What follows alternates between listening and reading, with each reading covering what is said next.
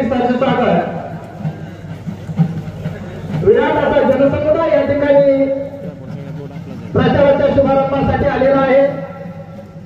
टाळ्याच्या गजरात आपण उस्मान धाराशिव लोकसभा मतदारसंघ राष्ट्रवादी काँग्रेस भाजप शिवसेना मित्र यांचं या ठिकाणी आगमन झालेलं आहे। टाळ्यांच्या गजरात त्यांचं स्वागत करूया। आगरगावचं ग्रामदैवत विठ्ठल मंदिरामध्ये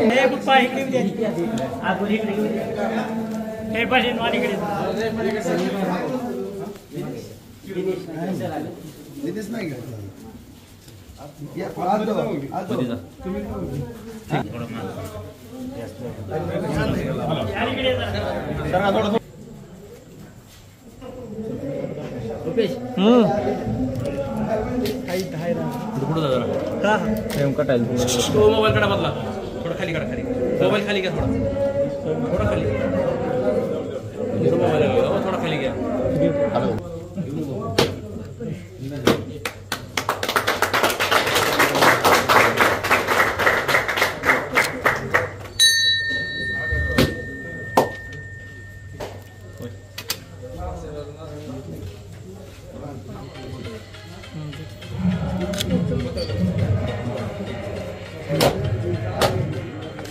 राहिले का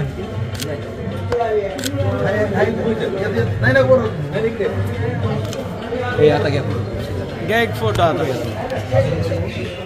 एक मिनिट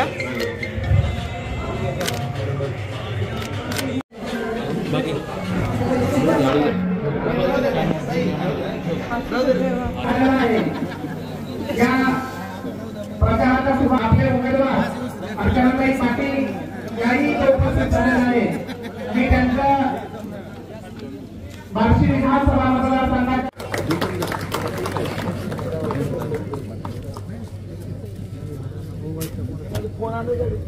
लक्ष्मण आगरेगुरुजी यांनी एका व्यासपीठावरती यायचं आहे। सन्माननीय पदाधिकाऱ्यांना विनंती आहे की आपण इकडे व्यासपीठावरती यावं। सर्व पार्टीचे नेते महायुतीच्या पार्टीचे सर्व नेते मंडळी दिलीप बाप्पा डमरे दत्तात्रय जाधव कार्यसम्राट आमदार माझे भाऊ ज्यांनी खरंच म्हणजे आता जे बोलले मला सगळ्यांची नावं माहीत नाही नवीन अजून पण ज्यांनी माझं तिकीट खेचून आणलं। आज मी महायुतीची उमेदवार आहे ते मी माईकवर बोलते एवढ्या मोठ्या मीडिया समोर। फक्त राजेंद्र राऊत साहेबांनी आग्रह धरला की आचारसंहिता म्हणून आज मी मोदी साहेबांचं तिकीट मिळवून तुमची उमेदवार म्हणून समोर उभी आहे। पहिले तर मी राजेंद्र राऊत साहेबांचा म्हणजे मी आभार मानत म्हणजे आभार खूप छोटा शब्द आहे कारण त्यांनी एवढा मोठा विश्वास ठेवला माझ्यावर। कोणीतरी बोलताना म्हणाला की आगळगावसाठी ताईंचं योगदान काय म्हणजे आता माझा खरं म्हणजे मी इंडिव्हिज्युअल आणि बाकी बोलायचं नाही मोदी साहेब विकास एवढं बोलायचं ठरवलं पण आज राजेंद्र राऊत साहेबांनी माझ्यावर विश्वास ठेवला त्याचं काहीतरी कारण असणार आहे आणि आगळगावला विकास काय केला त्या खासदारांना प्रतिस्पर्धी उमेदवाराला विचारायला पाहिजे। मी माहिती घेतली मला वाटतं आगळगावला 5 लाख रुपये दिलेले हे जर उल्लेखनीय कामगिरी असेल तर याच्यापेक्षा मी जिल्हा परिषदच्या माध्यमातून उल्लेखनीय कामगिरी माझ्या जिल्ह्यामध्ये केली। माझ्या जिल्हा परिषदच्या माध्यमातून 5 कोटीच्या खाली माझ्या मतदारसंघात कुठे मी निधी दिलेला नाही आणि ते पण टक्केवारी न घेता म्हणजे इथं बरेच जण मी विचार करत होते काय बोलायचं ते माझं भाषण वेगळं आहे। मला वाटतं देवाने काहीतरी योजून एकदा खासदार केलं तर आमच्या भागात आम्हाला सगळ्यांना माहिती होते प्रतिस्पर्धी उमेदवार किती फेकाफेकी करतात।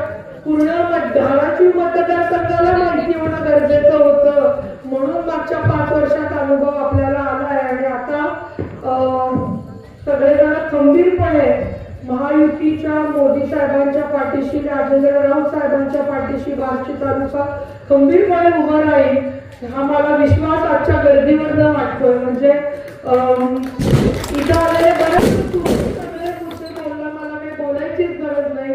त्या दिवशीची गर्दी फॉर्म भरतानाची काय होती आणि किती उत्साह फक्त अजित पवार साहेबांना लवकर विमान हे करायचं होतं म्हणून, नाही तर अजून 2 तास डान्स चालला असता आणि एवढा जोश आणि उल्हास होता. त्यामुळे खोटं रील करून हे आम्हाला सवय आहे. बार्शीला त्याचा अनुभव येतो हे खूप चांगली गोष्ट आहे माझ्या मते. पण मी बाकीचं त्यांच्याबद्दल खरं आणि एवढे मोठे मीडिया आहेत, पूर्ण भाषण यावेळेस नीटच दाखवा तुम्ही प्लीज मीडिया तिकड. जास्त बोलते का राजू?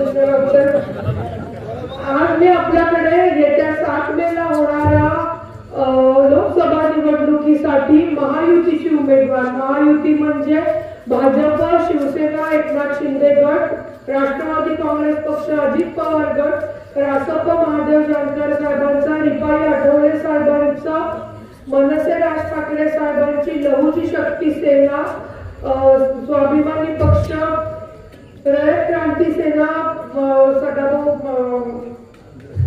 स्वाभिमानी संघटना, रयत क्रांती सेना आणि इतर घटक पक्षाची उमेदवार म्हणून माझ्या घड्याळ चिन्हासमोरील बटन दाबून आपण मला विक्रमी मताने विजयी करावं ही विनंती मी आज बार्शीला आगळगावला करायला आलेले, इथं परिसरातील आलेले सर्व महायुतीचे पदाधिकारी, व्यासपीठावरील सर्व महायुतीचे पदाधिकारी, युवक कार्यकर्ते, परिसरातील वडीलधारी मंडळी, ज्येष्ठ कार्यकर्ते, मीडिया, सगळ्यांना कळकळून विनंती की येत्या 7 मेला माझ्या 1 नंबरचं बटन आहे, तो पण योगायोग चांगला आहे, घड्याळासमोरचं बटन दाबून आपल्याला विक्रमी मताने विजयी करा ही विनंती करते.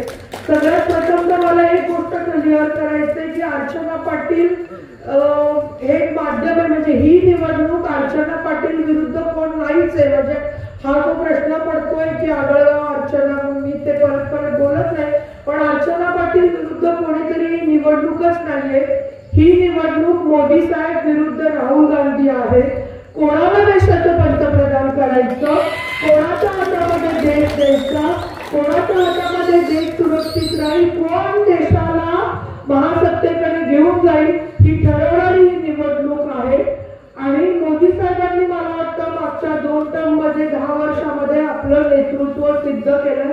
मी बाकीच्या मोदी साहेबांच्या योजना सांगत नाही, 1 रुपयात पीक विमा किंवा 12,000 किंवा काय, पूर्ण आपल्याला 2-4 तास जातील. मला अजून आपल्याला राऊत साहेबांना ऐकायचंय.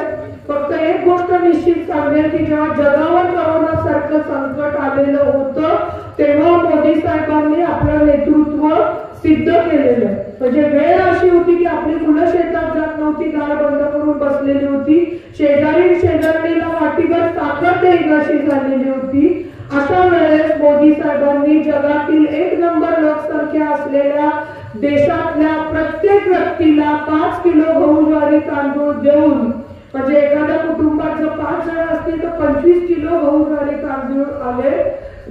अतिशय म्हणजे त्यांनी काय वेळ अशी होती की करोनामुळे माणूस मृत्युमुखी पडतोय तो उपासमारीने. मी एवढा रंगून याच्यासाठी सांगते की तो काळ आठवा.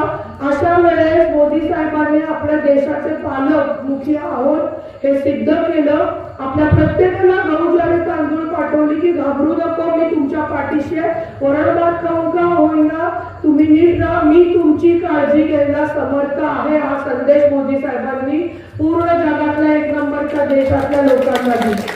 त्यापेक्षा आपल्याला आपण प्रोटीनची गोळी घेतो, 4 दिवसांनी डॉक्टरकडे गेलो की डॉक्टर म्हणायचे करोना झालेला आहे. आता जसे आगळगावच्या व्हॉट्सअपच्या ग्रुपवर रोज वाढदिवसाच्या शुभेच्छांचे फोटो येतात तेव्हा श्रद्धांजलीचे फोटो असायचे. तरुण मुलं, आपल्या जवळची व्यक्ती, आपल्याला हळहळ वाटायची, मृत्युमुखी करोनाला पडायचे.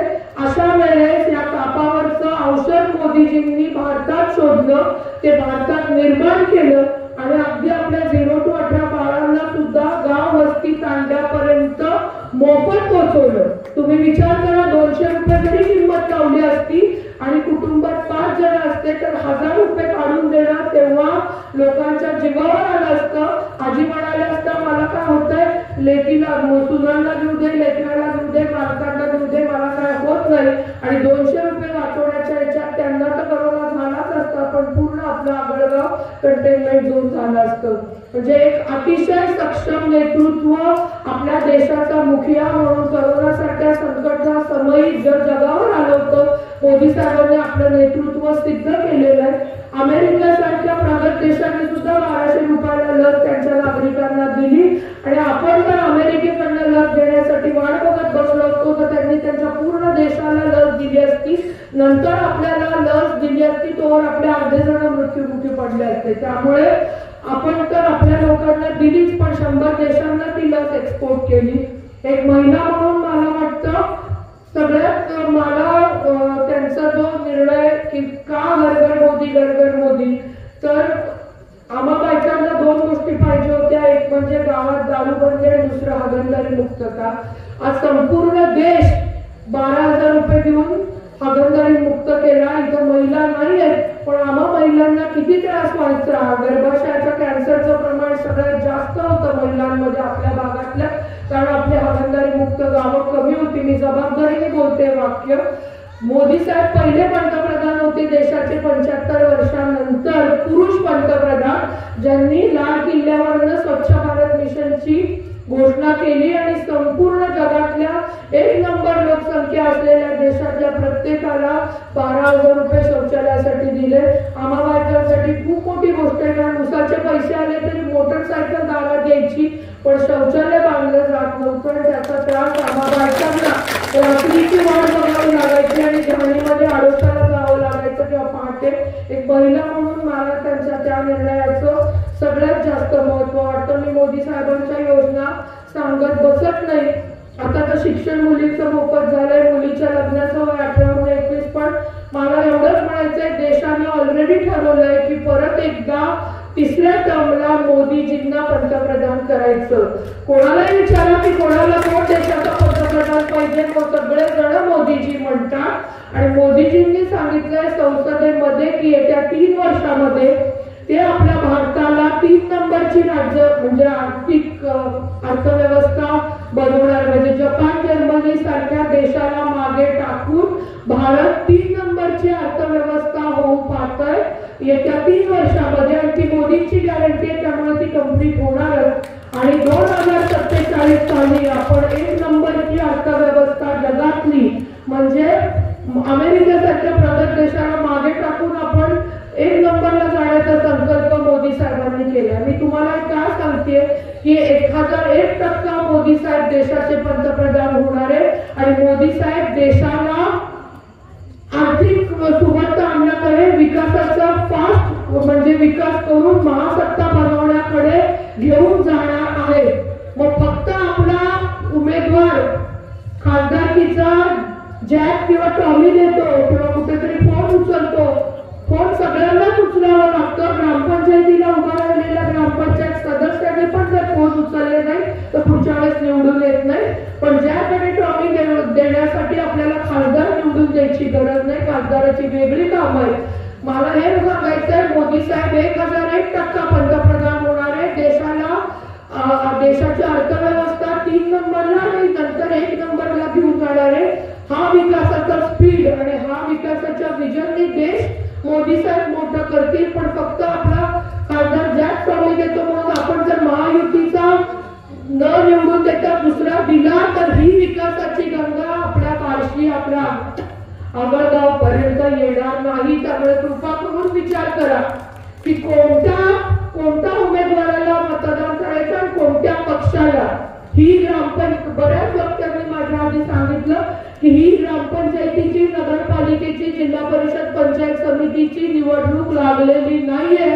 ही औसा, निलंगा, भूम, परंडा, वाशी, उस्मानाबाद, तुळजापूर, कळंब, बार्शी एवढ्या भागांमधून एक माणूस दिल्लीला पाठवायचा तर संसदेत आणि मोदीजी, अमित शहा, नड्डा साहेबांकडे आपल्या भागातील प्रश्न मांडू शकेल.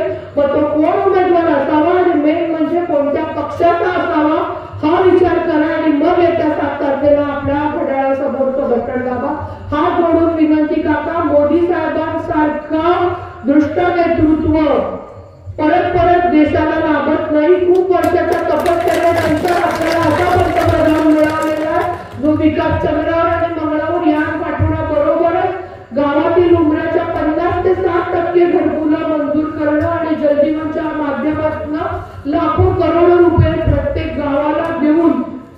गावाचा विकास करण्याचं ध्येय त्यांनी घेतलं आणि मोदीजींनी संसदेत सांगितलं की त्या म्हणजे त्यांना मागच्या 2 टर्म मध्ये निर्णय घेतले नाही, त्याच्यापेक्षा जास्त क्रांतिकारी निर्णय ते या टर्म मध्ये घेणार। ऑलरेडी मागच्या टर्म मध्ये राम मंदिर असतील किंवा 370 कलम आठवणं असेल, अगदी मी का म्हणेन शौचालय देणं हा पण क्रांतिकारी निर्णय होता। पण 500 वर्ष रामलल्ला जो टेंट मध्ये होते, एक भव्य मंदिर उभं राहिलेलं आहे। हे उमेदवार म्हणतात की जय श्रीराम म्हणा नोकऱ्या लागतात। एक तर ते जय श्रीराम हे आमच्या आस्थेचा प्रश्न आहे, जो देव मानतो त्याला रामाचं अस्तित्व दिसतं, बाकीचं जाऊ द्या आपण, पण होय जय श्रीराम म्हटल्याने नोकऱ्या लागल्या, कशा लागल्या हे बघण्यासाठी एकदा अयोध्येला जाऊ द्यावं। तिथं आता चहा टपरीवाला सुद्धा 2 ते 3 हजार रुपये दिवसाला कमवतोय। आज युपीचं अटक कारण अयोध्येच्या मंदिरामुळे किती सुधारलं हे मी सांगायची तुम्हाला गरज नाहीये, त्यामुळे यांच्या पंपक याला पण मला त्याच्याबद्दल बोलायचं नाही। मला हे बोलायचंय की मोदी साहेब या टर्म मध्ये क्रांतिकारी निर्णय घेणार आहे, आपल्या देशाला परत एका विकासाच्या वाटेकडे घेऊन जाणार आहे। म्हणून त्यांनी अबकी बार 400 पारचा नारा दिला। 400चं बहुमत हवंय काका त्यांना, 399चा जुगाड त्यांनी केलाय, 420 मी आहे। मग मला मोदी साहेबांना देशाचा विकास करण्यासाठी, मोदी साहेबांचे हात खंबीर करण्यासाठी आपल्याला आपल्या धाराशिव मतदारसंघातनं महाराष्ट्राची कुलस्वामिनी आणि तुळजाभवानीच्या मतदारसंघातनं या महिलेला हा योगायोग नाहीये की एका महिलेला तिकीट मिळते। मला वाटतं आई देवीचा आशीर्वाद आहे, त्याचं पण त्यांनी रील करून टिंगल केली की काही म्हणतात देवीने दिलं, जे देवालाच मागायला तयार नाही। हो, मी परत एकदा मीडिया समोर सांगते की मला वाटतंय की माझं तिकीट या भावांनी तर दिलंच, कारण देवेंद्रजींनी सांगितलं होतं सगळ्यांनी एकत्र बसा, एक नाव सांगा, आणि राजेंद्र राऊत साहेबांनी पुढाकार घेऊन सगळ्या आपल्या भागातल्या आमदारांनी म्हणजे अभिमन्यू पवार साहेब असतील, आपले पालकमंत्री तानाजी सावंत साहेब असतील, म्हणजे धाराशिवचे पालकमंत्री, उमरग्याचे ज्ञानराज चौगुले साहेब असतील, बसवराज पाटील साहेब असतील, रवी गायकवाड सर, संभाजी पाटील निलंगेकर साहेब, अर्चना पाटील साकूरकर, राणा, एवढ्या सगळ्या नेते असताना मला वाटतं माझं त्यांनी सगळ्यांनी बसून माझं तिकीट डिक्लेअर केलं, पण तरी ते दिल्लीला जावं लागलं। आणि दिल्लीला अमित शाह साहेब, नड्डा साहेब, मोदी साहेबांच्या परवानगीने ते तिकीट डिक्लेअर झालेलं आहे।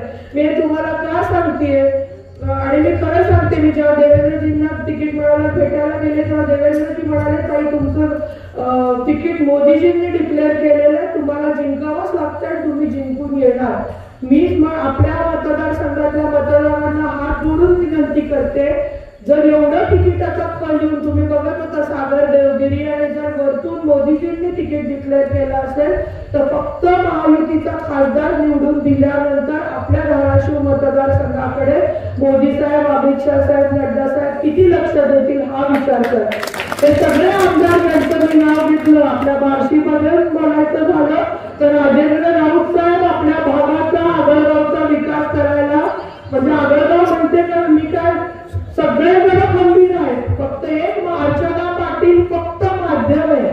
महायुतीचा खासदार निवडून दिला की हे सगळे आमदार ताठपाण्याने हक्काने मोदीजींकडे, अमित शाह साहेब, नड्डा साहेबांकडे जातील आणि आपल्या भागासाठी आपला निधी विकास खेचून आणतील। आपल्या भागातले प्रश्न, आपला टेक्सटाईल पार्क असेल किंवा आपल्या MIDC वैराग MIDC असेल किंवा बाकी ठिकाणी MIDC, आता मी तुम्हाला माझा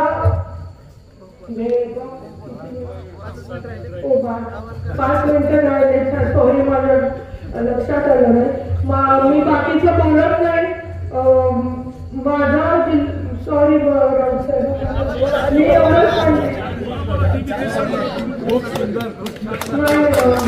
पुण्यात जास्त वेळेसाठी मी परत हात जोडून विनंती करते, आणि एक वाक्य मला नक्की बोलायचं की मी जिल्हा परिषदेचे उपाध्यक्ष होते, ते फक्त आलेला निधी टक्केवारी घेऊन पुढे सोडणं। जिल्हा परिषदेत उस्मानाबाद माहिती करून घ्या, 350 कोटीची दर वर्षी आधी मी करत होते, माझ्या बरोबरचे सदस्य इथं बसले, 5 रुपये कोटी घेतलेले आहेत, पण त्याबरोबर धोरणात्मक निर्णय सुद्धा, म्हणजे आज धाराशिव मतदारसंघात, धाराशिव जिल्हा म्हणजे जिल्ह्यात, महाराष्ट्रात फक्त धाराशिव जिल्ह्यातल्या उपकेंद्रांना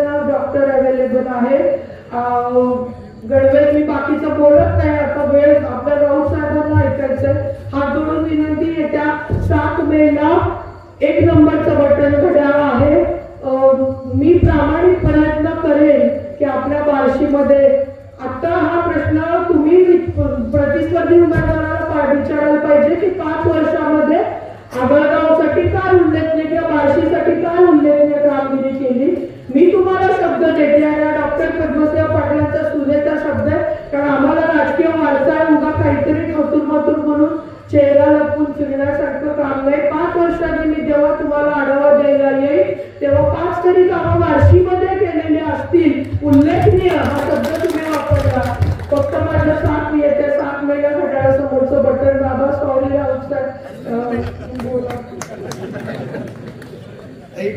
तुम्ही आज बोललंच महत्वाचं, तुम्ही साखर बोलतो.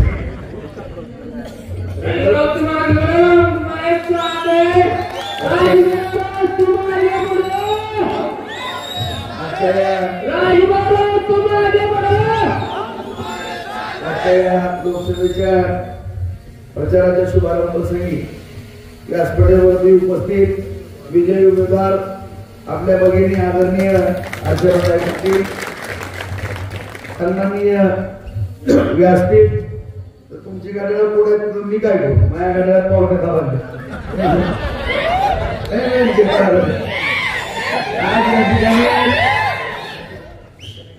मित्रांनो, आपण सगळ्यात महत्वाची देशाच्या भवितव्याची निवडणूक आज आपण या ठिकाणी निवडणुकीला सामोरं जातो. आज या ठिकाणी माझ्या अगोदरच्या वक्त्यांनी आपल्या भाषणामध्ये सगळे मुद्दे या ठिकाणी कव्हर करण्याचा प्रयत्न केला.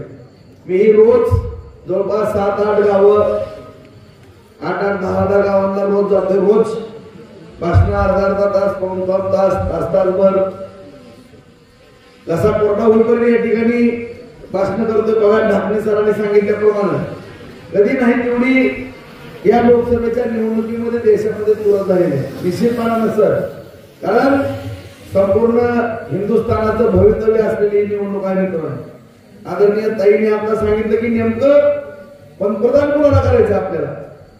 एका बाजूला नरेंद्र मोदी साहेब आहेत आणि एका बाजूला दुसरे इंडिया आघाडीच्या माध्यमातून 43 जण आहेत. नेमकं कोणाचा नंबर लावायचा ही चॉईस करायची पंचायत. त्यामुळे आज ज्या व्यक्तिमत्वानं, ज्या आदरणीय नरेंद्र मोदी साहेबांना आपल्या देशाचं नाव उज्ज्वल केलं, जागतिक पातळीवरती आज भारत देश म्हणलं की एक वेगळा दरारा निर्माण केला, अशा व्यक्तिमत्वाला पंतप्रधान करण्याच्या दृष्टिकोनातून ही निवडणूक आहे.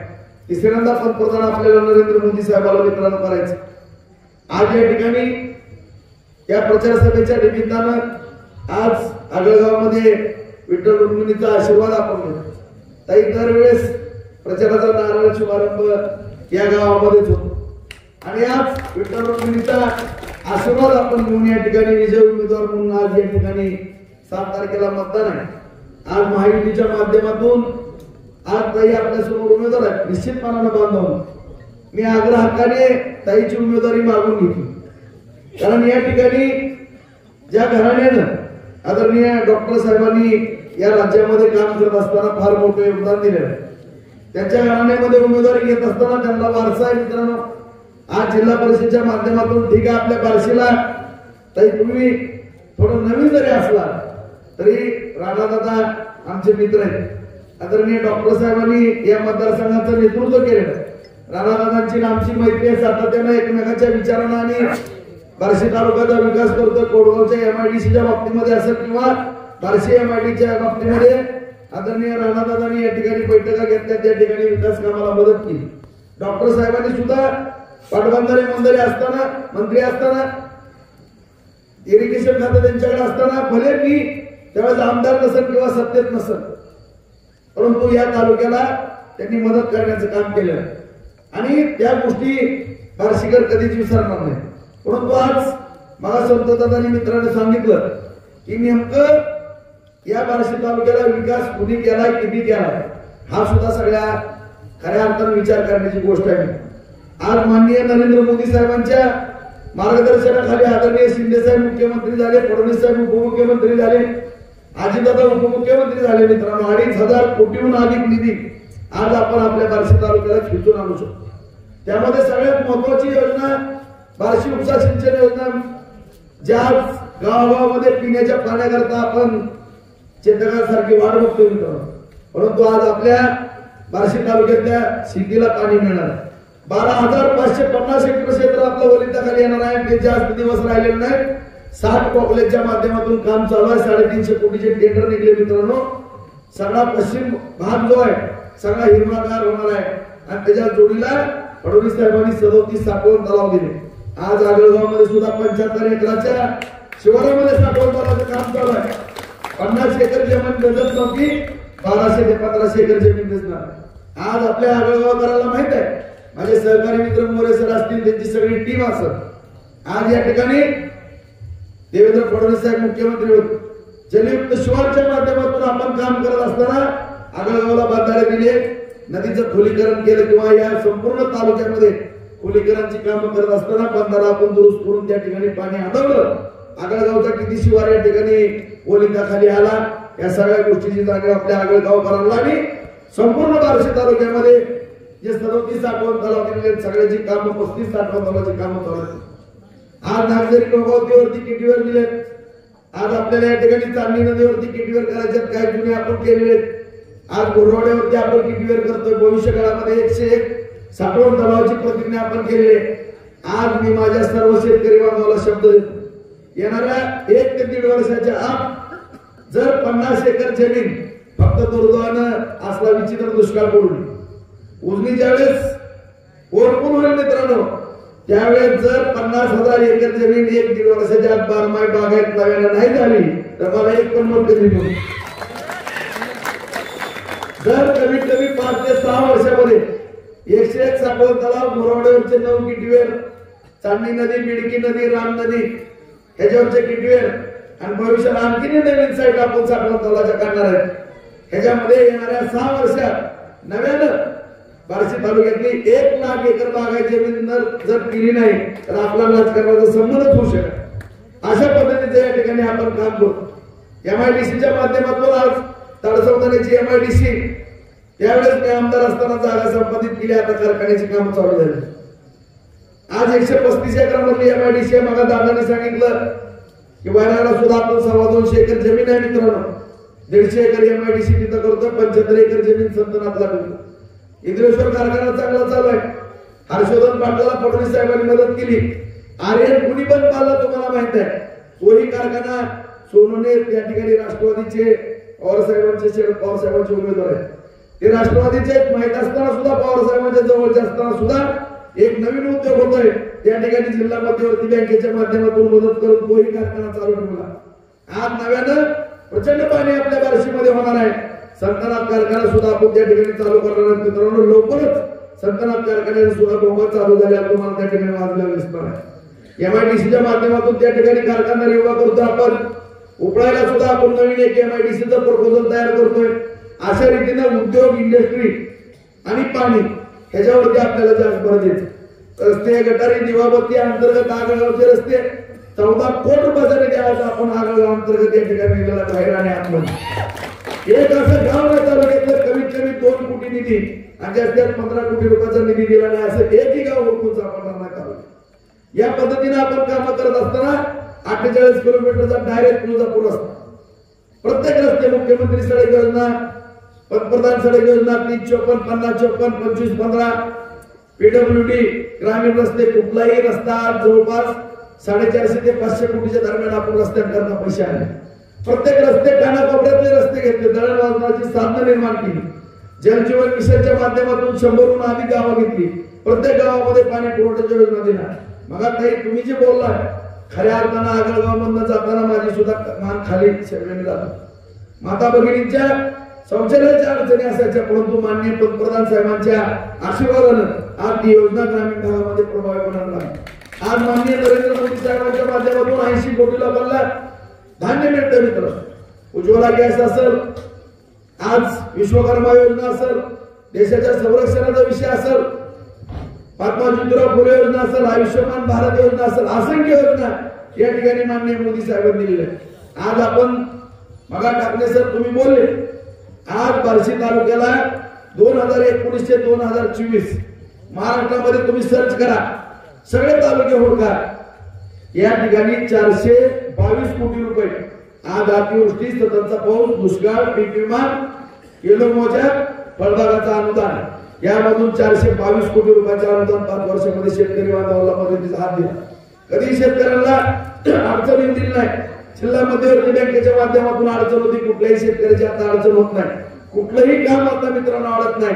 बाजार समितीच्या माध्यमातून आपण काम करतो. सोयाबीनचा प्लॅट मोठ्याचा मोठा या ठिकाणी बार्शीमध्ये उभा केलेला आहे.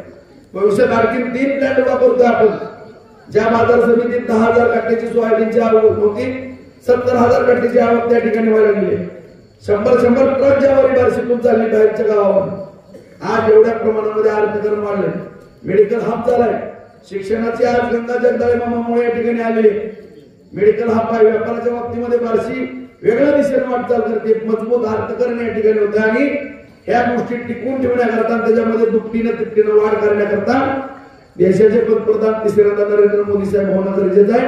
एकनाथ शिंदे साहेबांच्या, फडणवीस साहेबांच्या, अजितदादांच्या मार्गदर्शनाखाली आपल्या भगिनी ताई या ठिकाणी खासदार होणं अत्यंत गरजेचं आहे.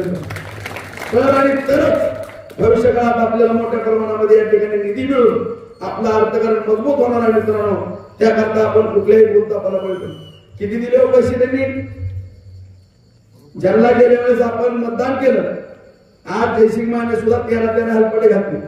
प्रत्येक सरपंचाची भावना असती, खासदारांनी काही 4 पैसे माझ्या गावामध्ये द्यावे, माझ्या मतदारसंघात द्यावे. आख्या तालुक्यात हुडकलं तर 1 कोटी रुपयाचा सुद्धा निधी या बार्शी तालुक्याला आला नाही. 2,500 कोटी कुठे आणि 1 कोटी कुठं? आज अण्णा तुम्ही मनातलं बोललं, त्यांचा निधी माघारी गेला. माणसं मिळत नव्हती, टक्केवारी देणार ना एवढी. आज मित्रांनो, ज्या पद्धतीने ताईने सांगितलं की दरवर्षी 350 कोटी रुपये देणारी भगिनी जिल्हा परिषदेच्या माध्यमातून, तुमचा या ठिकाणी राजेंद्र होता एक कार्यकर्ता, कुठल्याही माझ्या कार्यकर्त्यांनी ग्रामीण भागातल्या या ठिकाणी सांगा एवढी कामं दिली, कुणाकडनं तरी 1 रुपया घेतला का मला या ठिकाणी हात धरून सांगा. कुणी पण म्हणायचं की राजेंद्र आमदार कोटा 25-15 अमुक तमुक जलजीवन मिशन असा तो करतो, घरी जातो माझ्या शेतामध्ये काम करतो. परंतु एका बाजूला धोळ अधिकाऱ्याला धुवायचे, प्रचंड पैसे लुटायचे, पोलीस स्टेशनला हप्ते मागायचे, तहसीलदारला हप्ते मागायचे आणि फोनवरती नोटंकी करायची. कुणाला फोन येत नाही ते 350 ते 500 फोन रोज उचलता महागारी करतात. आणि फोन असा असतो की एक जर फोन केला ना काम तमाम. तुम्हाला जर फोन केला आणि दुसऱ्या फोनला म्हणलं की माझं 2,000 रुपयाचं बिल भरायचं तर आउट ऑफ कव्हरेज, नाहीतर ब्लॅकलिस्टला. हे आम्हाला शिकवतात धंदे. असले धंदे शिकवू नका, चुकीचा प्रचार करू नका, इथल्या तरुणांना बिघडवण्याचा प्रयत्न करू नका. मी काल पण भातामध्ये सांगितलं की कुठल्याही जातीवादाच्या मुद्द्यावर निवडणूक नेण्याचा प्रयत्न कोणी करू नका. कारण छत्रपती शिवरायांचे मावळे आम्ही, छत्रपती शिवाजी महाराजांचा आदर्श डोळ्यासमोर घेऊन चालतोय आम्ही. मित्रांनो, त्या डॉक्टर बाबासाहेब आंबेडकरांनी घटना दिली, त्या घटनेच्या चौकटीत राहून आम्ही काम करण्याचा प्रयत्न करतो. महाराजांनी कधी जातीवाद केलेला नाही मित्रांनो. सगळ्या 18 पगड जातीच्या माणसाला बरोबर घेण्याचा या ठिकाणी प्रयत्न केला आणि हिंदवी स्वराज्य निर्माण केलं. सगळ्या जाती धर्माची माणसं होती. आणि आजही तुम्हाला मी सांगू इच्छितो मित्रांनो, की ज्या ज्या राज्यकर्त्यांनी जातीवाद केला किंवा इतर जातीला तुच्छ समजलं, त्याची काल सत्ता पलटल्याशिवाय राहिलेली नाही. इतिहास साक्षी, इतिहासाचे पानं चाळा. फक्त एकमेव राजे होऊन गेले ज्यांनी जातीवाद केला नाही म्हणून त्यांचं राज्य मजबूत राहील. आज काय चाललंय? कुठंतरी कुठल्या जातीच्या भावना दुखवला त्याला पिन आणायचं, नदीत तीर मारायचं. अरे हिंमत आहे तर मनगटाला राजकारण करा. कशाला सर्वसामान्यांच्या भावना भडकवता? आणि भावना भडकून राजकारण होत नसतंय. भावनेवरती राजकारण करू नका, विकासावरती राजकारण करा. निश्चितपणाने मित्रांनो, कुठलीही काळजी करण्याचं कारण नाही. आज या ठिकाणी मला ताई म्हणल्यासारखं मी प्रामाणिकपणाने सांगतो की ताईंचं नाव सुरुवातीला लक्षात आलं. खरं सांग, ती गुंगडा आलं माझ्याकडे. मला साहेब म्हणजे मी नावं सांगितली की भारतीय जनता पार्टीतनं अभिमन्यू पवार आणि राणादादांचं नाव सांगितलं, दोघांचं. शिवसेनेतनं धोनू सावंतांचं नाव सांगितलं, राष्ट्रवादीतनं राहुल भाई यांचं नाव सांगितलं. साहेब म्हणजे राहुल भाई जर नाही तयार झाला तर राजभाऊ तुमचं डिक्लेअर करणार आहे. मी आलो बार्शीला बरं म्हणून राहुल भाईला आम्ही तयार केलं राणादादांनी बार्शीला आलो राहुल भाईला थोडी काय अडचण निघाली म्हणून थोडं थांबले साहेब म्हणजे राजीभाऊ मी आता तुमचं डिक्लेअर करतोय तुम्ही उद्या तेवढ्या राणादादांचा माझा फोन झाला मी बार्शीलाच होतो दादा म्हणजे राजीभाऊ उद्या निघा म्हणलं काय झालं तुमचं नका थांबा म्हणलं माझ्या म्हणजे कोण म्हणलं आमच्या ताई अरे मला ताई तुमची उमेदवारी काय काढली की या ठिकाणी तुम्हाला अनुभव आहे तुम्ही मेहनत घेतलेली राणादादा डॉक्टर साहेबांनी राज्याचं राजकारण केलं नाही मी एक साधा कार्यकर्ता आहे मी माझ्या तालुक्यावरती फार प्रेम करतो नाही सगळ्या मतदारसंघावरती नाही असं नाही परंतु या ठिकाणी काम करत असताना माझ्या तालुक्यातला फार मोठा बॅकलॉग राहिला माझा तालुका हा विकासापासून बऱ्याच दिवस वंचित राहिले माझ्या तालुक्याची पाण्याची सोय नाही माझ्या तालुक्यातली उद्योग व्यवसायाची सोय नाही